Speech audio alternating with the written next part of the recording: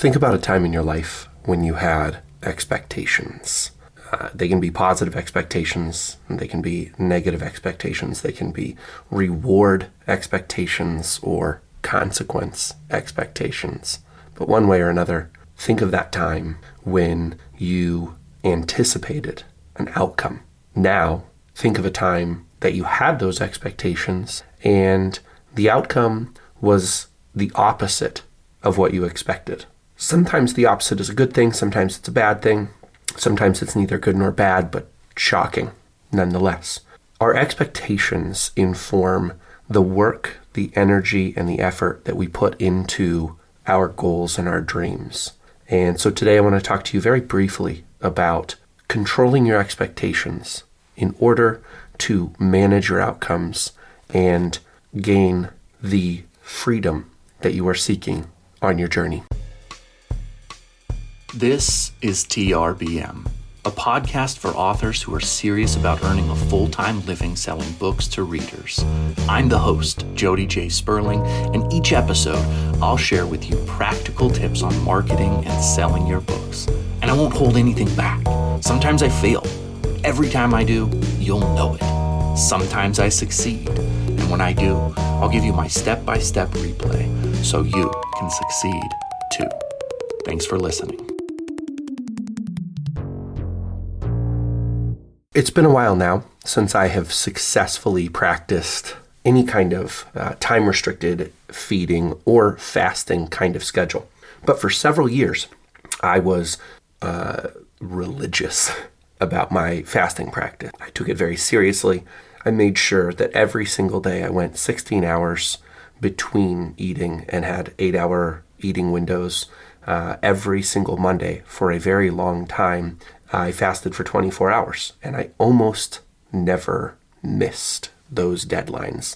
If you talked to me during that time, I would have said that time-restricted feeding and fasting were really easy, and they were an easy way to maintain weight and to control my health and help with outcomes.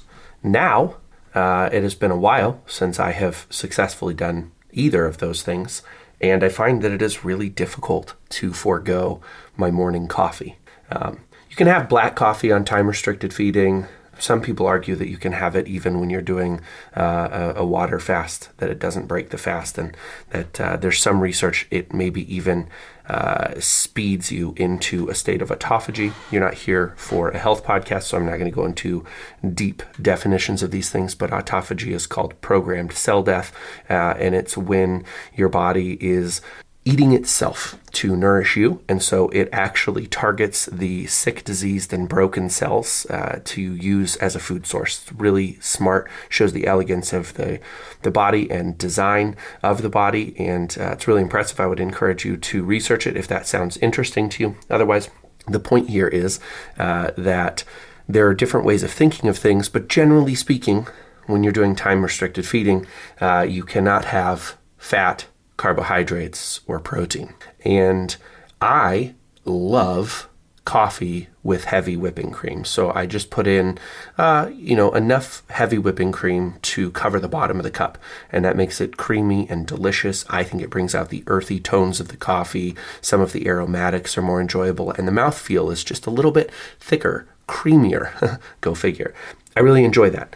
And I have come to depend on it pretty heavily. When I wake up in the morning, I expect I'm going to have that cup of coffee.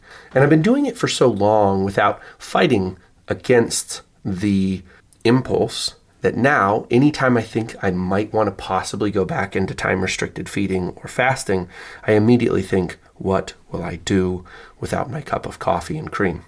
I fear that the same struggle I'm having with maintaining a healthy weight, a healthy way of eating, and a healthful lifestyle may be the same kind of things that you are struggling with in your book marketing. So many of you listening to the show have no issue writing the books. Many of you listening to the show struggle with and feel that marketing is both impossible and murky on how to do it, and the results are really difficult to measure. I understand where you're coming from. And so when you think about book marketing and you think about spending money to advertise as that arm of your marketing, or when you think about making reels on Instagram or TikTok, those things seem impossible to you. And I want to suggest that a big part of the reason that they seem impossible to you is that you've spent so much time reinforcing those ideas in your thinking. And so one of the areas that I love to talk about the most is the mindset behind how we market. Because if you can master your mindset, then you can largely master your behaviors. I talk a lot right now about Alex Hormozi on this podcast because he is one of the most successful marketers working right now, as illustrated by his rapid run toward $1 billion. He'll be a billionaire. My guess is within the next 2 years, if not sooner. And he has done that largely by understanding how to use his business acumen in social media and other areas. It's incredibly impressive. When you listen to him, you feel like you know him.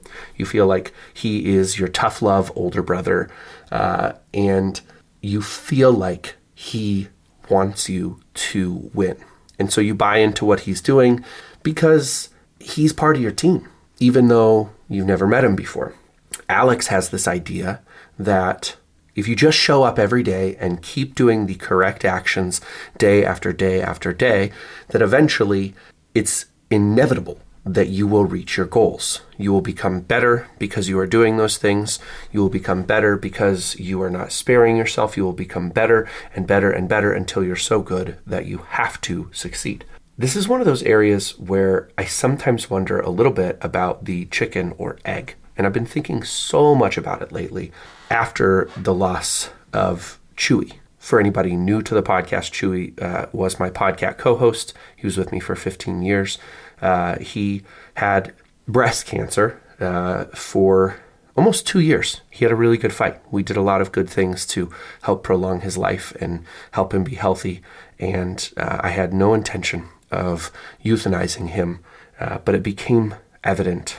Literally, I made the call the day that he had his downturn. I tried once thinking I was doing the humane thing, and then he kind of bounced back and was like seeming fine, and I canceled the vet appointment to have him euthanized, and I got another month with him, just a little over a month. But then it became evident that he'd really suffered the final downturn after that month, and despite my not wanting to part with him, it seemed all of my research suggested it was time for him to go. I can't even talk about him and keep logic of where I'm trying to go with the conversation, so I apologize. Give me a moment to gather my thoughts.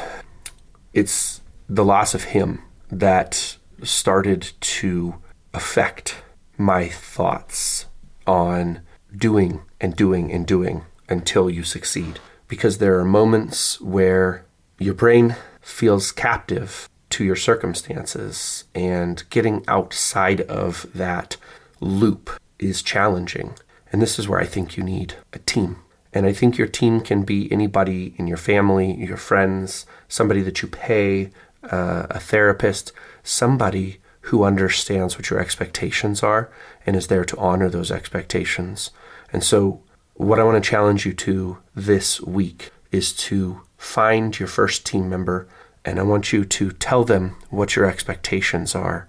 And once you've told them what your expectations are, I want you to invite them to speak into your life about those expectations, so that the moment where tragedy, hardship, hurt, or pain derails you and you cannot find your way out of the labyrinth, you already have the string leading to the exit in a friend and a team member who can help you to align yourself to those expectations.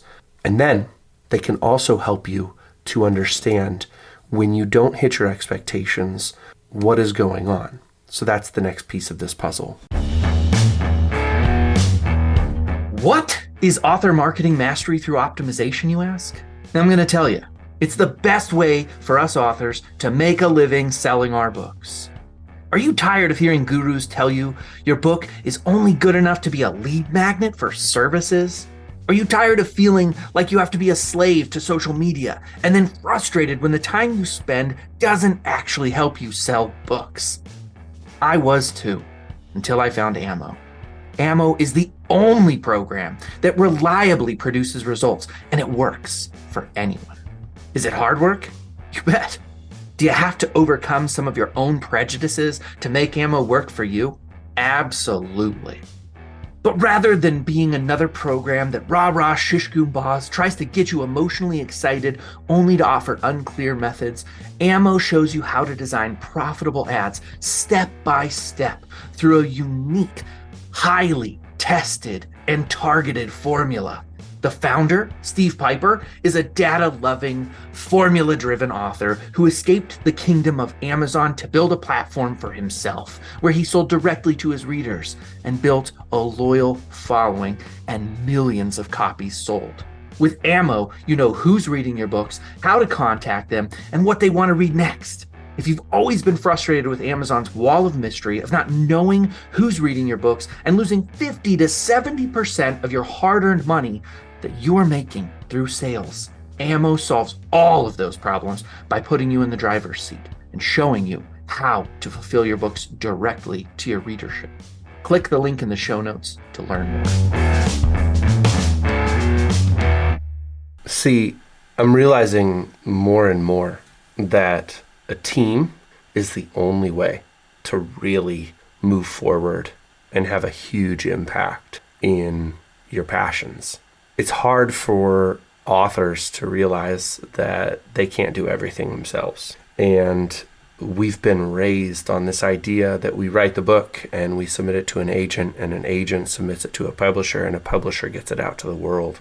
And somehow inside of that, we were told that our only job was to write. But the world has changed underneath our feet in such a distinct and sudden way that we didn't realize we had to either build our own teams or be all of those things. And so that's really the hidden consequence of this episode is you get to decide, can you be the author, the promoter, the editor, the proofreader, the marketer, the advertiser, the designer, the layout artist, everything that goes with putting a book into the world. If you can do all those things, kudos to you.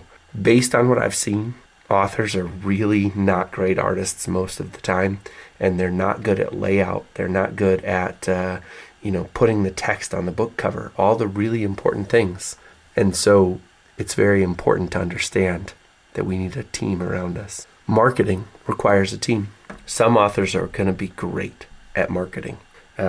Some authors are going to be good at marketing. Some authors are willing to take their licks with marketing. Decide who you are and then start to build a plan around it.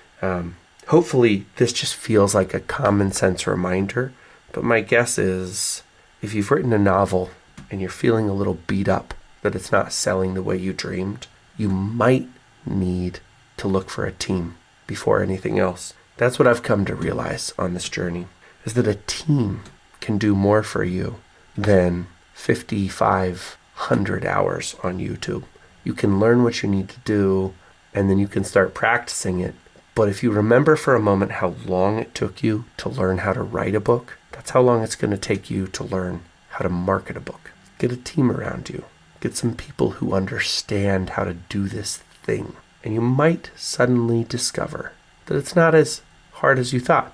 It's just a little more expensive. And if that means you need to take up an Uber route or work at a restaurant or a Starbucks or... I'm 4 books into a 9-book series, and every single day lately I find myself thinking, boy, it would be great if I had some central location for all of my notes, all of my plot points, character names, family lineages, you name it. I wish it was in one place because let's be honest, the way that I am using Microsoft Word as a word processor and have 55 different documents to keep track of all of the series details that I need to access, I'm taking more time opening up files wondering, why did I name this one that? Why did I name this one that? And not getting the information I need. Enter Scrivener. You guys know that I do not advertise for things unless A, I'm using them myself, and B, I think that you could up your game, sell more books, do better marketing, and get yourself in the game better. And that is why I am now partnered with Scrivener. If you use the link in the show notes, you get a 30-day free trial, and then you can sign up as well for a discount. Click the link in the show notes to learn more.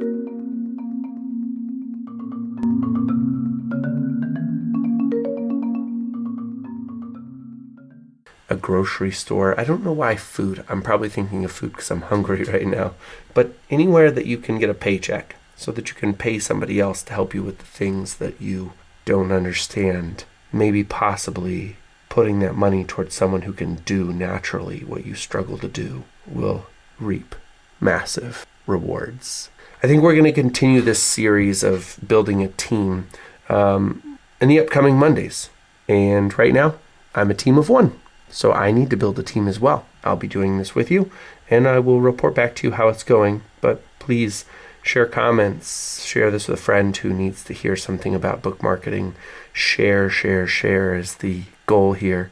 Let's get our books in front of more people. And we'll talk to you on Wednesday with my favorite episode of the year, Stephen Pressfield.